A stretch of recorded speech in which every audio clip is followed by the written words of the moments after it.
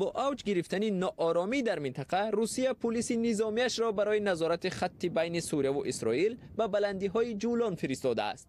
در این باره گنرال سرگئی روتسکوی، رئیس ستاد مرکزی نیروهای مسلح روسیه، در یک نشست خبری در مسکو خبر داد.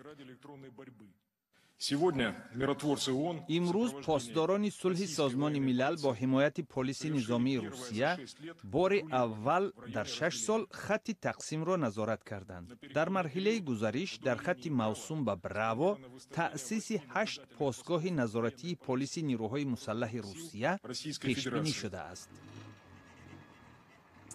اسرائیل که از نزدیک آمدن گروه‌های زیر حمایت ایران به مرزش نگران است، سعی دارد که روسیه را مایل کند که مانع این کار شود.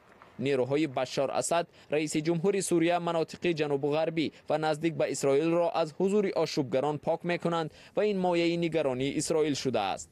اسرائیل شب گذشته در منطقه‌های زیر نظارت سوریه در بلندی‌های جولان با حمله‌های هوایی 7 تندرو را کشت.